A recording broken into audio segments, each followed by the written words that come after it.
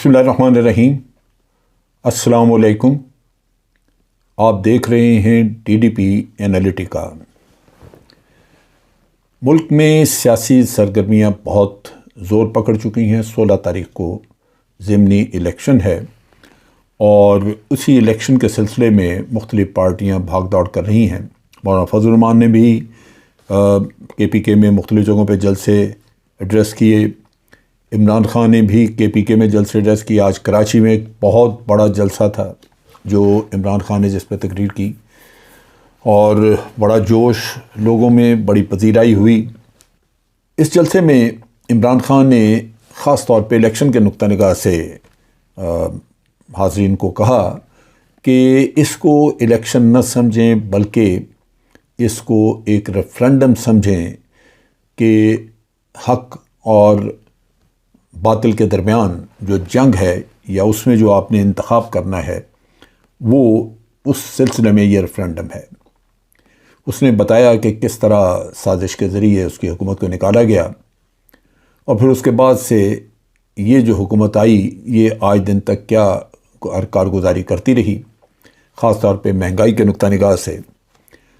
اور عمران خان نے long march کے بارے میں بھی بات کی کہ لانگ مارچ کی بھی میں کال دوں گا۔ وہ میرا اپنا اندازہ ہے کہ یہ جو کال رکی ہوئی، ایک طرف تو عمران خان تمام طبقات کو ایڈریس کرنا چاہتا تھا، ریچ آؤٹ کرنا چاہتا تھا، دوسرا اس کے ساتھ جو اہم چیز ہے وہ یہ کہ 16 تاریخ کے ضمنی الیکشن آ گئے۔ اب الیکشنز میں پرائیورٹی الیکشنز کی، کیونکہ اس میں جیسے عمران خان نے کہا کہ یہ ایک ریفرنڈم ہے، سو اگر عمران خان ساری جگہوں پہ جیتتا ہے تو واضح ہے کہ پاکستان کے عوام نے پھر عمران خان کے حق میں فیصلہ دے دیا۔ لیکن مختلف جگہوں پہ کانٹے دار مقابلہ، اور اس کے ساتھ ساتھ یہ بھی کہا جا رہا ہے، مختلف انالسٹ ذکر کر رہے ہیں کہ ریگنگ کی بھی کوشش کی جائے گی۔ دھاندلی کے لیے کافی کچھ انتظامات کیے گئے ہیں۔ میں اس چیز سے واقف نہیں کہ ریگنگ کے کیا انتظامات ہوئے ہیں یا نہیں ہوئے، لیکن جو کمنٹیٹرز ہیں یا انالسٹ ہیں وہ اس کی بات کر رہے ہیں۔ اور ویسے بھی ہمارا پولیٹیکل کلچر ایسا ہے کہ اس میں عموماً ریگنگ ہوتی ہے، اکثر اوقات یہ غلط ذرائع استعمال کرتے ہیں۔ جو اب کہا جا رہا ہے وہ یہ کہ بہت ساری پرنٹڈ ووٹس جو ہیں وہ علیحدہ ان کی کاپیاں رکھ لی گئی ہیں اور ان پہ موریں لگا کے تو وہ آخر میں اس میں ڈال دیے جائیں گے باکسز میں۔ بصورت اگر اس طرح کی کوئی چیز ہوئی تو لازماً کہیں نہ کہیں بات نکل جائے گی اور پھر فساد بڑھے گا۔ ضرورت تو اس بات کی ہے کہ اس وقت ٹیمپر اپنے ٹھنڈے کیے جائیں اور کم از کم ملک میں امن رکھا جائے، فساد کی طرف ہم نہ جائیں۔ لیکن اگر کوئی حرکات ایسی ہوئیں تو لازماً فساد بڑھے گا۔ اس کے ساتھ ساتھ اور بھی آپ دیکھ لیجئے کہ ایسے واقعات ہو رہے ہیں جن کی وجہ سے ایک انتشار ہے۔ جیسے میں نے کل بھی اپنے ویلاگ میں کہا تھا کہ سواتی صاحب کا جو واقعہ ہوا اس پہ آج بھی بات چیت ہوتی رہی اور سواتی صاحب کے پیغامات جو ہیں وہ PTI کے لوگ اپنے مختلف گروپوں میں ان کے پیغامات سناتے رہے۔ اور پیغامات میں مثلاً ایک پیغام جو میں نے سنا وہ اعجاز چودھری صاحب اپنے لوگوں کو بتا رہے تھے کہ سواتی صاحب نے جس قسم کی ذلت سے وہ گزرے ہیں، جو ان کے ساتھ سلوک کیا گیا ہے، اس کے بعد وہ یہ کہہ رہے ہیں کہ مجھے اس سے بہتر تھا کہ گولی مار دی جاتی، ننگا کرنے کے بجائے اگر مجھے گولی مار دی جاتی تو وہ زیادہ بہتر تھا کہ میں مرنا قبول کر لیتا بجائے اس ذلت کے۔ سو یہ لازماً ایسی چیزیں جو ہیں اس کی کنڈمنیشن ہوگی اور اس طرح کے ہتھ کنڈے جو ہیں وہ اختیار کرنے، وہ میں سمجھتا ہوں کہ انسانیت کی تذلیل ہے اور اس کے ساتھ ساتھ اس کے نتائج بھی اچھے نہیں ہوتے ایسے کاموں کے۔ بہتر یہ ہے کہ مہذب طریقے سے قانون کے ذریعے ڈیل کیا جائے اور ان کو بے شک سزا دینی ہے یا جو بھی ہے وہ قانون جانے اور آپ جانے، آپ مقدمہ بنا دیں ان پہ۔ اسی طرح اعتزاز احسن کا سلسلہ آج سارا دن چلتا رہا۔ اس میں بھی پیپلز پارٹی نے نوٹس لیا ان کے بیانات کا، لیکن اعتزاز احسن اپنے بیانات پہ قائم ہیں اور وہ پیپلز پارٹی نے جو ان کو ایک نوٹس دیا ہے، ان سے ایکسپلینیشن مانگی ہے، اس کے بارے میں وہ ایکسپلینیشن کیا دیتے ہیں وہ تو بات کی بات ہے، لیکن انہوں نے ٹیلی ویژن چینلز پہ برملا یہ کہا ہے کہ جو کچھ وہ کہہ رہے ہیں وہ اس پہ قائم ہے۔ اس کا مطلب یہ ہے کہ جو پیپلز پارٹی ان کے خلاف ایکشن لینا چاہتی ہے وہ غالباً ہو جائے گا، اور یہی سننے میں آ رہا ہے کہ ان کو پارٹی سے نکالا جا رہا ہے۔ پارٹی سے نکلنے کے بعد اعتزاز احسن آزاد ہوں گے، کیا وہ پی ٹی آئی جوائن کرتے ہیں، کیا وہ کسی بھی پارٹی کو جوائن نہیں کرتے، یہ بھی ایک ایسا سلسلہ ہے جو کہ چل نکلے گا۔ اس کے ساتھ ساتھ لندن میں ایکٹیویٹی ہے، اور لندن میں آپ نے دیکھا کہ وہاں پہ میاں فیملی جو رہ رہی ہے، جب مریم کے جانے کے بعد وہاں پہ زیادہ تیزی آئی اور ان کے گھر کے باہر زیادہ مظاہرے شروع ہو گئے، جس کی وجہ سے جو برابر میں لوگ، ہمسایہ میں لوگ رہنے والے ہیں وہ کافی پریشان ہیں، اور انہوں نے کافی اس پہ احتجاج بھی کیا کہ ان کے گھروں کے باہر یا ان کے گھروں کے قریب کوئی نہ کوئی میگا فونز لے کے تو وہ چور چور کے نعرے لگانا شروع کر دیتا ہے، اور اس طرح ان کا آرام چین بھی جو ہے وہ خراب ہوا پڑا ہے۔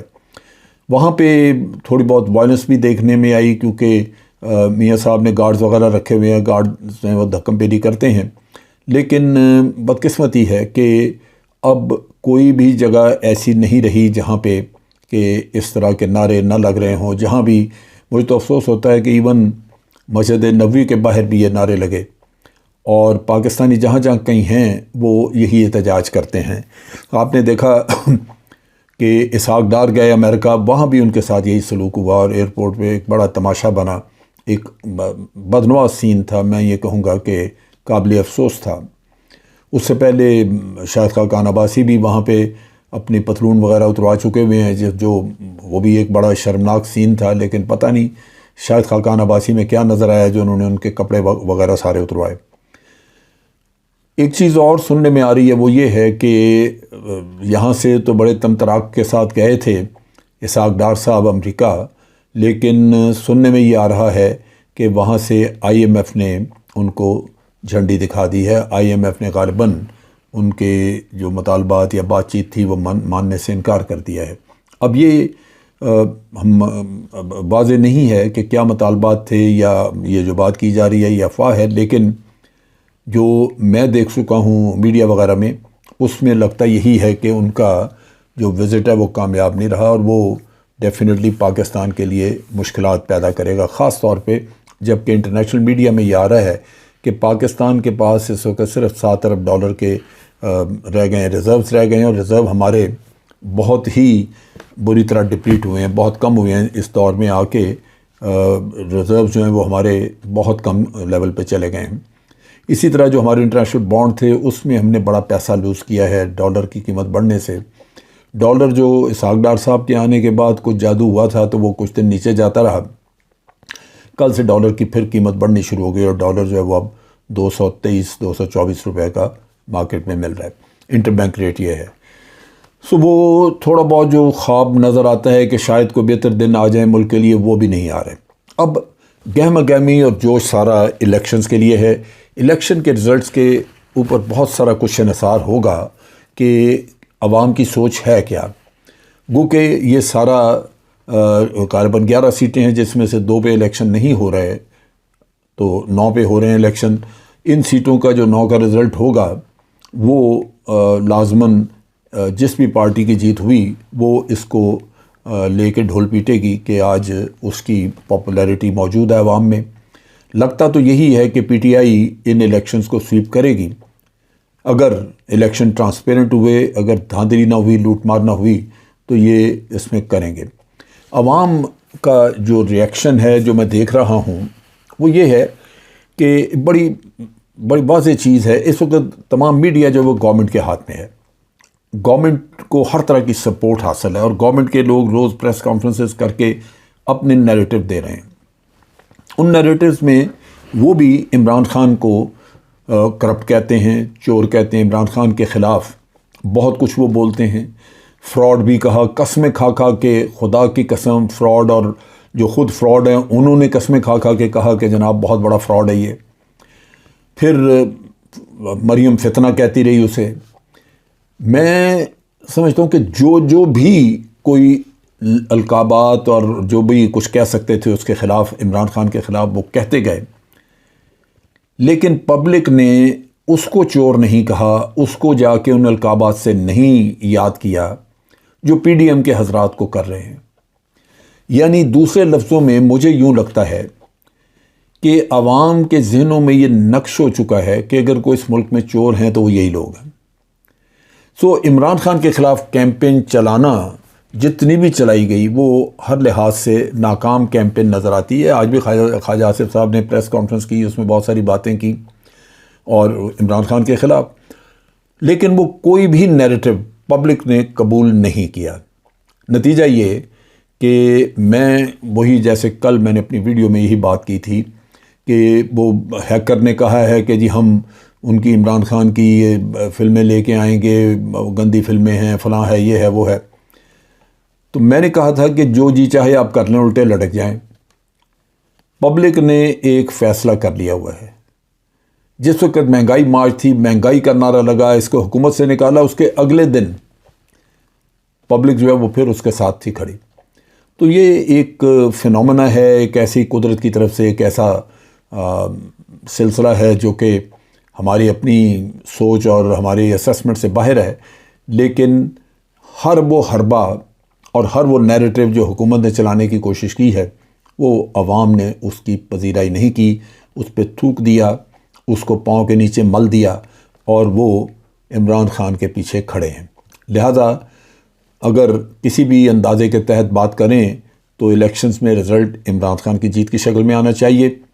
پھر باقی جادوگری، دھاندلی اور کوئی اور قصہ ہو جائے تو اس کے بارے میں کچھ نہیں کہہ سکتا، لیکن لکھی ہوئی تحریر جو دیوار پہ پڑھی جا رہی ہے وہ یہی ہے کہ اتوار کے الیکشنز میں پی ٹی آئی کی جیت ہوگی۔ آج کے لیے اتنا ہی۔ افواج پاکستان زندہ باد، پاکستان پائندہ باد۔